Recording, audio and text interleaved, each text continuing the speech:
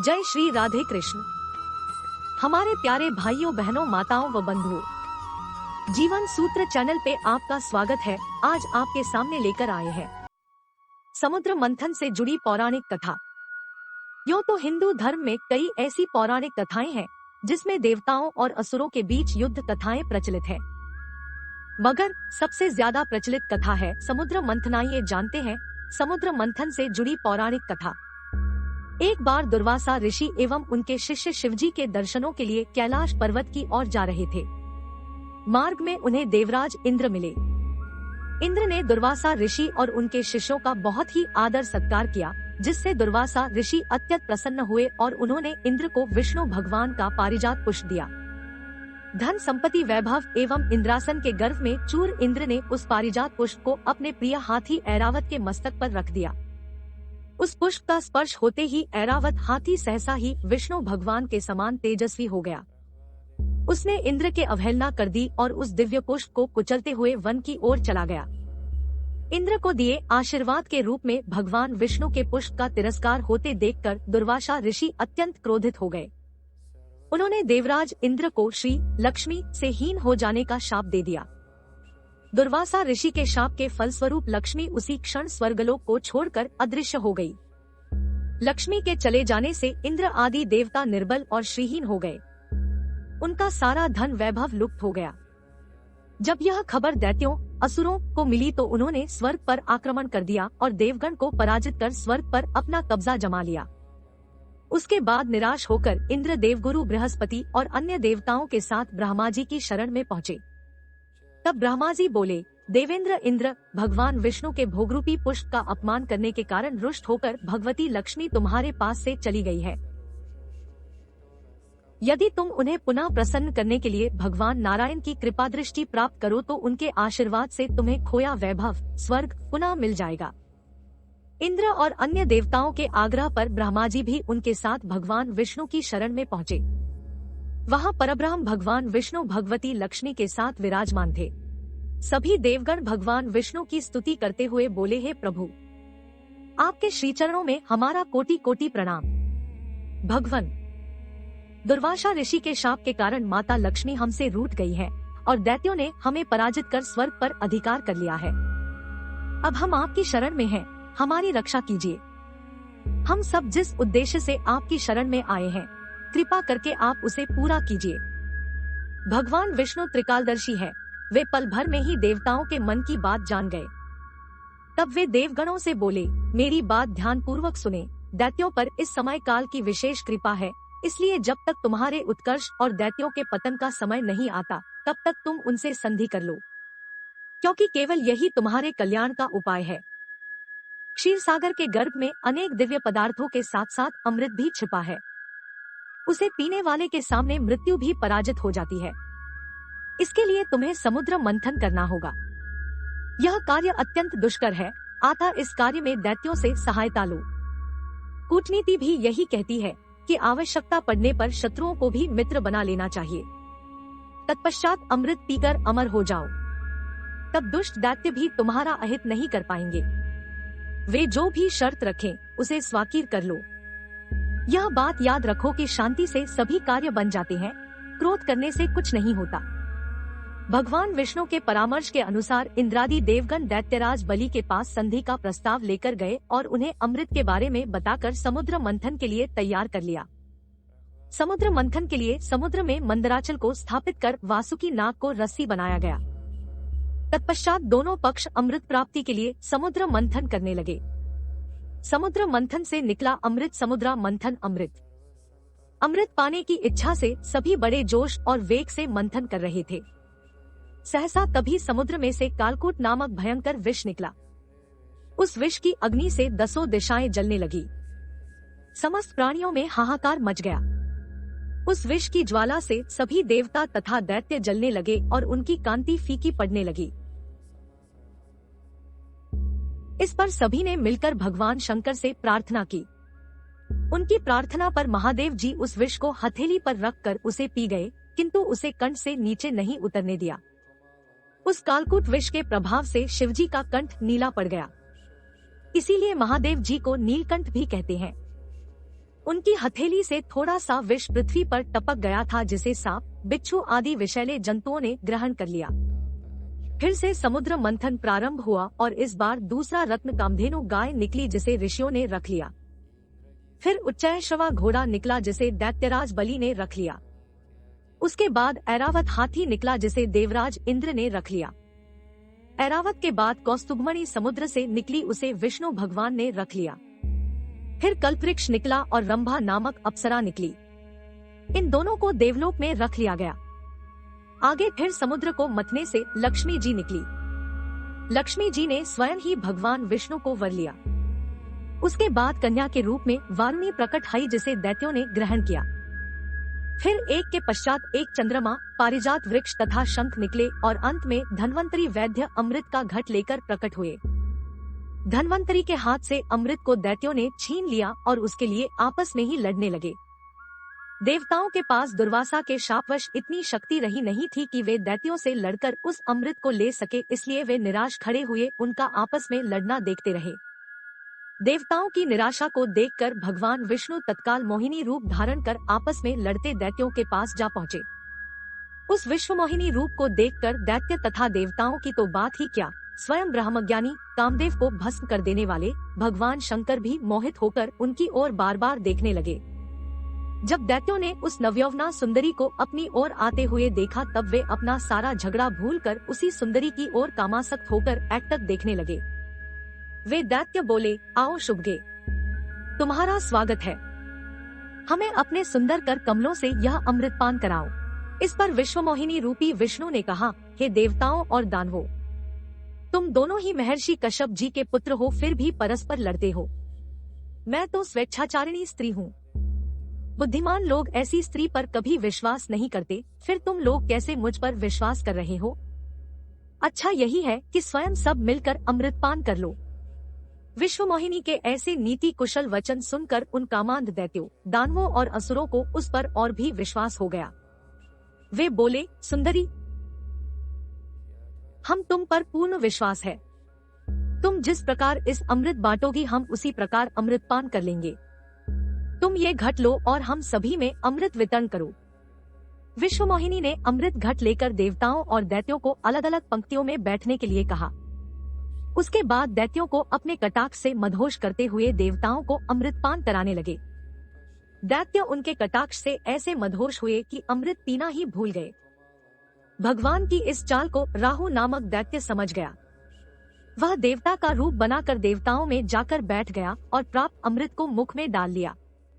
जब अमृत उसके कंठ में पहुंच गया, तब चंद्रमा तथा सूर्य ने पुकार कर कहा कि ये राहु दैत्य है। यह सुनकर भगवान विष्णु ने तत्काल अपने सुदर्शन चक्र से उसका सिर गर्दन से अलग कर दिया। अमृत के प्रभाव से उसके सिर और धड़ राहु और केतु नाम के दो ग्रह बनकर अंतरिक्ष में स्थापित हो गए। वे ही बैर भाव के कारण सूर्य और चंद्रमा का ग्रहण कराते हैं।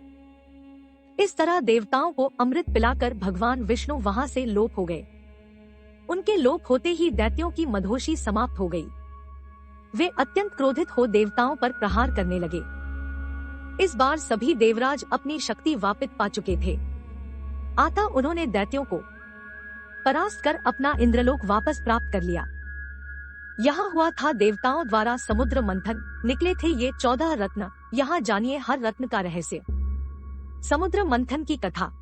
धर्म ग्रंथों के अनुसार एक बार महर्षि दुर्वासा के श्राप के कारण स्वर्ग श्रीहीन, ऐश्वर्य, धन, वैभव आदि हो गया था और इंद्र सहित सारे देवता शक्तिहीन हो गए थे। ऐसे में सभी देवता भगवान विष्णु की शरण में गए। भगवान विष्णु ने देवताओं को असुरों के साथ मिलकर समुद्र मंथन करने का उपाय बताया और यह भी बताया कि समुद्र मंथन से अमृत की प्राप्ति होगी, जिसे पीकर आप सब अमर हो जाएंगे।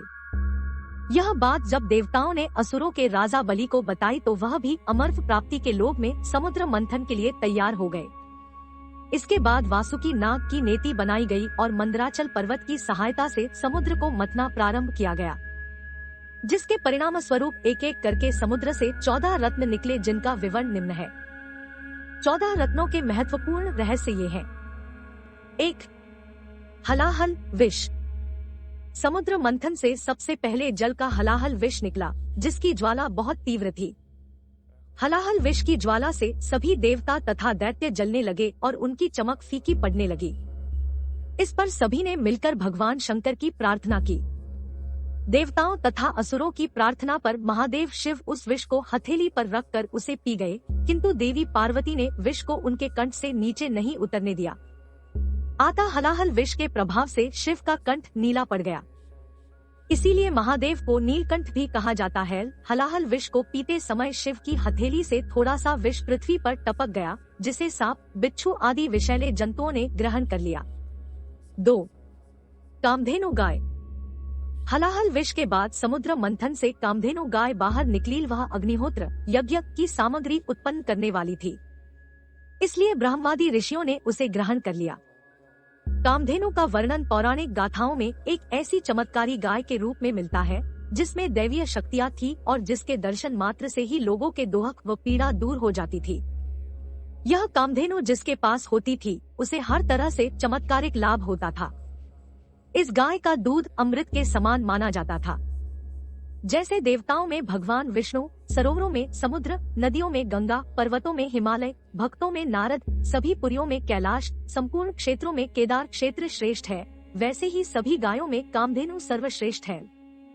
3. उच्चय श्रवा घोड़ा। समुद्र मंथन के दौरान तीसरे नंबर पर उच्चय श्रवा घोड़ा निकला। पौराणिक धर्म ग्रंथों और हिंदू मान्यताओं के अनुसार इसे देवराज इंद्र को दे दिया गया था। उच्चय श्रवा के कई अर्थ हैं, जैसे जिसका यश ऊंचा हो, जिसके कान ऊंचे हो अथवा जो ऊंचा सुनता हो। इस घोड़े का रंग श्वेत सफेद थाल उच्चय श्रवा का पोषण अमृत से होता है और इसे घोड़ों का राजा कहा जाता है। 4. ऐरावत हाथी। समुद्र मंथन के दौरान चौथे नंबर पर ऐरावत हाथी निकला। ऐरावत देवताओं के राजा इंद्र के हाथी का नाम है।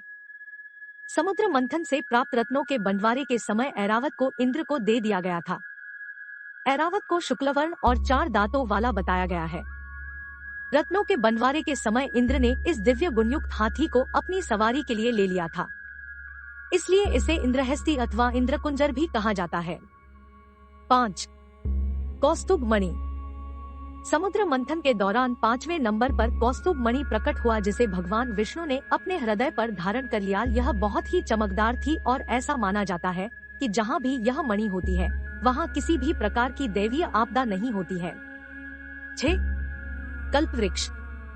समुद्र मंथन के दौरान छठे नंबर पर कल्पवृक्ष प्रकट हुआ। हिंदू पौराणिक मान्यताओं के अनुसार यह वृक्ष सभी इच्छाओं की पूर्ति करने वाला वृक्ष था। देवताओं के द्वारा इसे स्वर्ग में स्थापित कर दिया गया। कई पौराणिक ग्रंथों में कल्पवृक्ष को कल्पद्रुम एवं कल्पत्रु के नाम से संबोधित किया गया है। 7. रंभा नामक अप्सरा।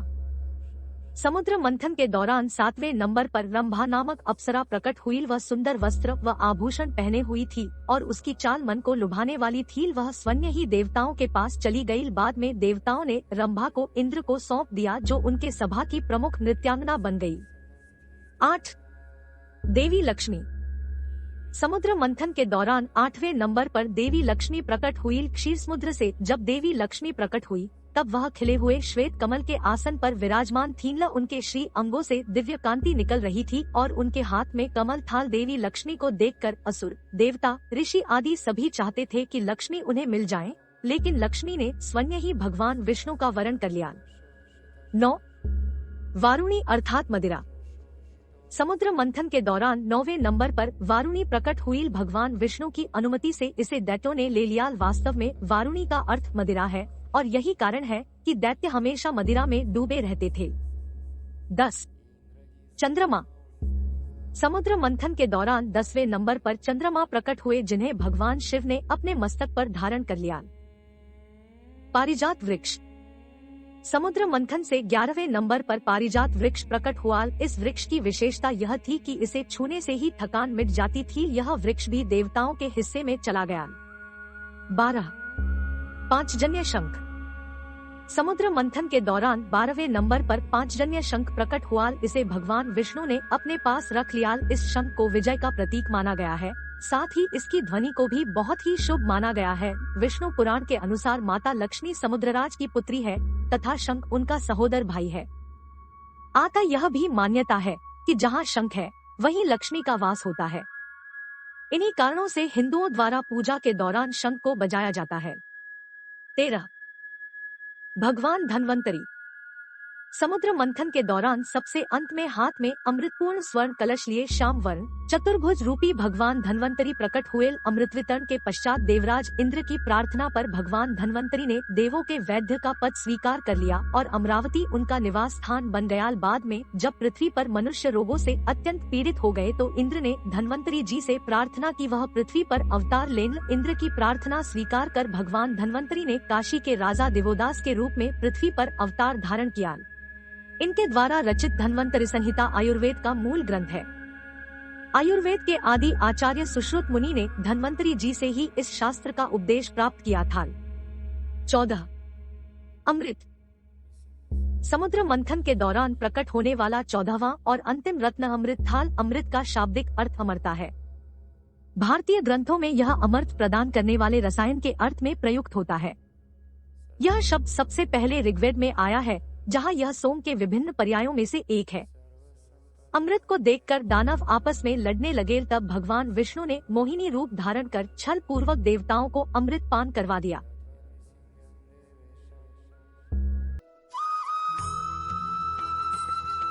बंधुओं, आपको हमारी सुनी अनसुनी कहानियाँ एवं कथाएं पसंद आए तो अपने मित्रों के साथ शेयर करें, लाइक, कमेंट और साथ ही सब्सक्राइब करें और साथ में दिए गए बेल बटन को दबाएं ताकि हमारे चैनल पर आने वाली वीडियो की नोटिफिकेशन आप तक पहुंच सके। जय श्री राधे कृष्ण।